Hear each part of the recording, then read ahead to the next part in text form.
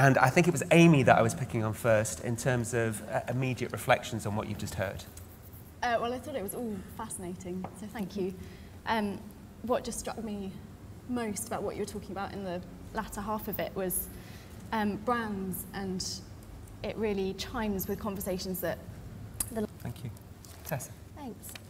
I think your presentation raised some really good points, with the caveat that you're obviously particularly talking about non-music brands who would want to gain some of the relationship that that music audiences,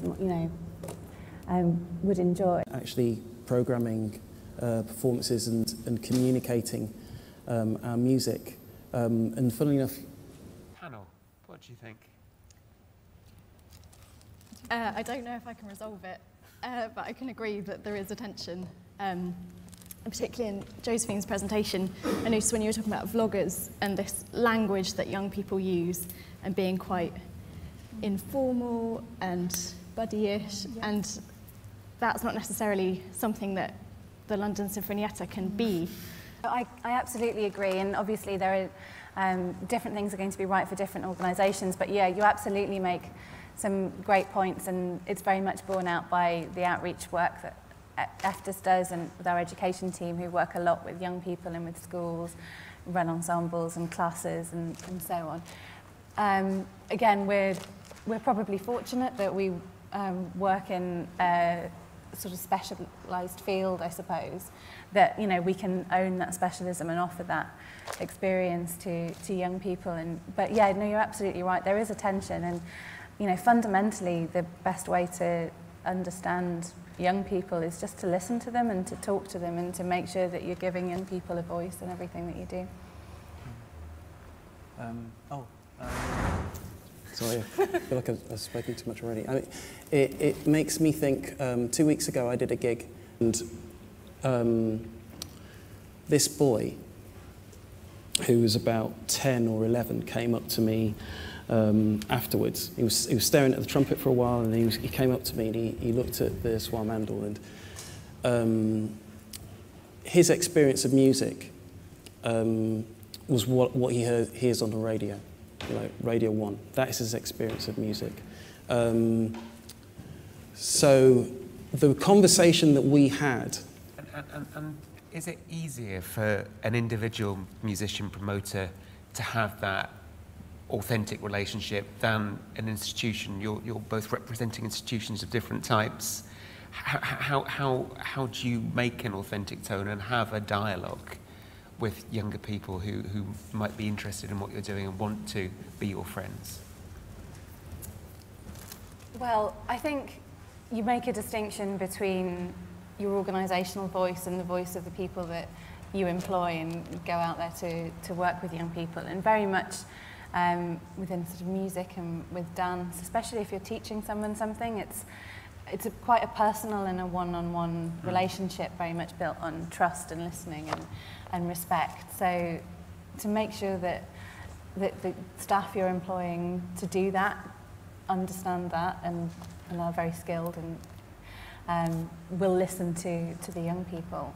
But yeah, then to avoid some of the pitfalls we were talking about earlier, I suppose, where brands try and co-opt authenticity and use it as their brand voice, which I think, it's just about kind of owning your own specialism but offering them a service that they will value.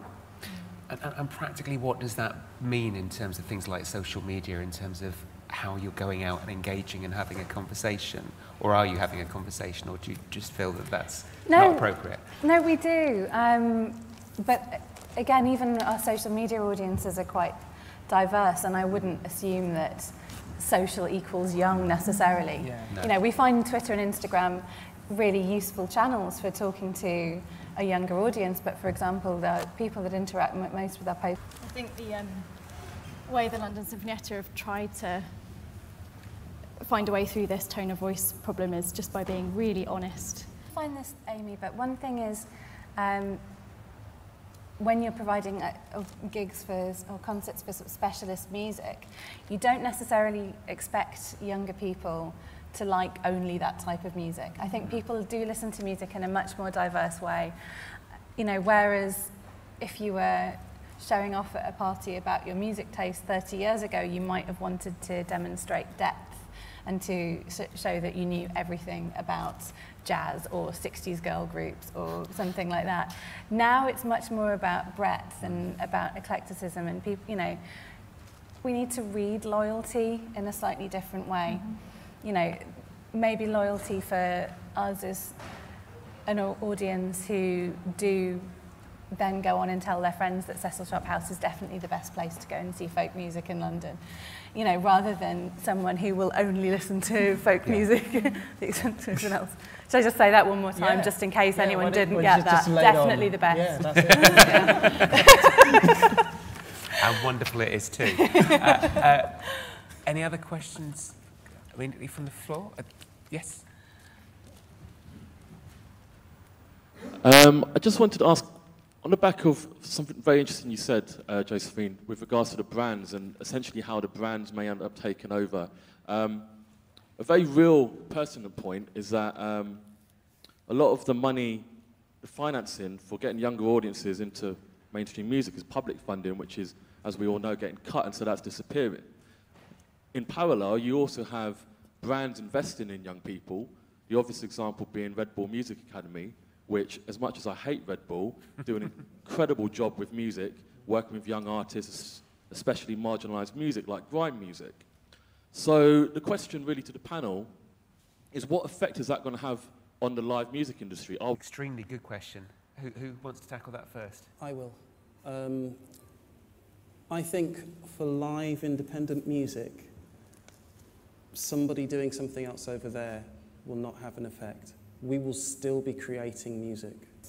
I was just to go back to the provocation that I put forward. This is definitely what I had in mind when I was thinking about it. And I guess listening to the panel and listening to some of the comments, it makes me think that, you know, that the provocation is something that you lot don't want to have happen. It's something that is a threat rather than an opportunity. But I guess my next question from there would be then, if it is a threat, then I don't know the answer to that.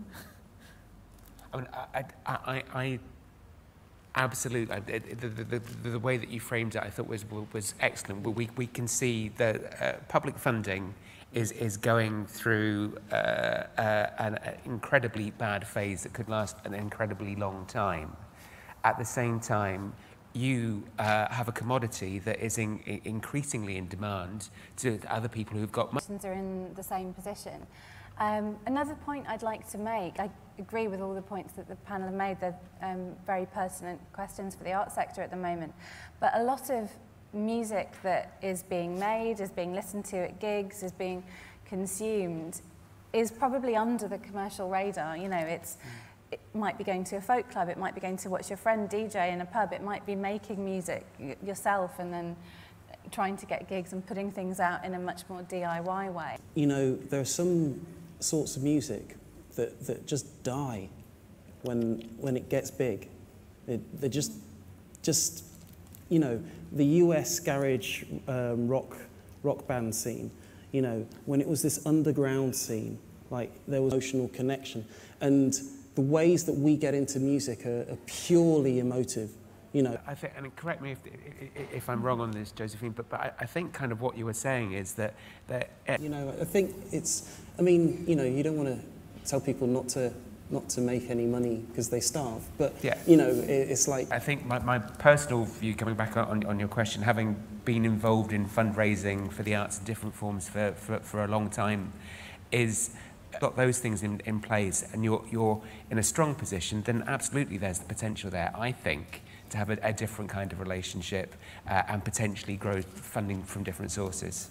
Don't know if others would. Yeah. Agree. Any hands raised? I was going to take the debate in a slightly different direction, if there are no hands raised. I graduated 25 years ago this year. Change though. I worked in the academic sector before moving into the arts, and I think what we think of as what it's like to be an undergraduate student. Treat it like being at work, and they network like they're being at work, because they don't have any economic choice to. I personally think it's enormously sad, but you know, that's not, again, just undergraduate students aren't a homogenous group, and they're not protected from the market at all. Yeah, well, I mean, the university is now the market. You know, it's shifted very much from. I could really get into that, but I could really get into that. But I think the arts is not neoliberalism. You know, it isn't a factor, and it keeps being steered into that direction. It's necessary that there are tools from brands to use, because they're all very creative, but that to do that we have to assign ourselves to commodifying what is essentially a communicative tool, which is what art is. So. But what your research was showing was that music is an incredibly important part of life for, well, specifically for students, undergraduates. But also, I mean, that there are answer for the whole of the education sector, and obviously you could have whole conferences on higher education changing profile. But yeah, it's a real possibility, and I think people assuming that a Freshers' Week is the same as it was in 1976 is not going to work, because it's completely different, and you know, everyone has to think on what they're going to do after graduating, because you're not guaranteed a job anymore. I guess to pick up on student brand ambassadors, to go out and talk about themselves to other students while at university. So it's about brands being in a place that was originally quite organic. Very different experience at the moment. Any thoughts or comments from yes? On its way.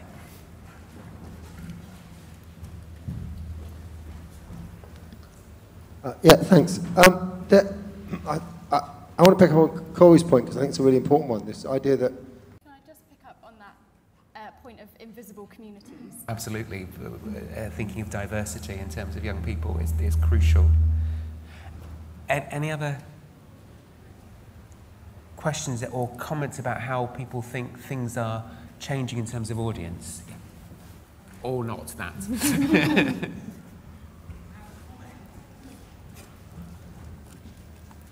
I just have a general comment, which is I think that all these issues we've been talking about, the marketisation of education.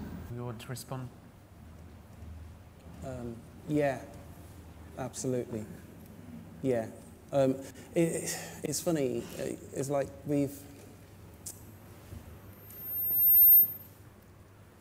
The ways that we kind of... I agree, and one of the stats I noticed was the 93% of people who watch music on YouTube. And just for me personally, if I'm going to YouTube, it's for two reasons. It's because I'm searching for a specific song, so I'm not browsing or listening to playlists or a radio show. But at the same time, 25 years ago, on my student grant, I probably spent a disproportionate amount of it on CDs and vinyl, but there weren't very many of them. And your access to music then, in terms of internet and everything else, was far less. And so the range of what you knew that was out there and was accessible. Amazing as well, but then, I mean, I used the library because I really didn't have any money. And, you know, like, I'm not saying that you didn't have money either, but I really didn't have any money. So I used the library. And I think one of the things about the market and commercialism, not commercialism, because commercialism isn't necessarily bad, but driving towards the market and is the way that... I kind of hate to be the ogre in the room to also chime in here, but this idea of kind of serendipity and, you know, just finding something by chance. I have to share that, yeah, we've also helped another brand try and manufacture that particular experience. So again, it's, yeah, all the things you kind of have already.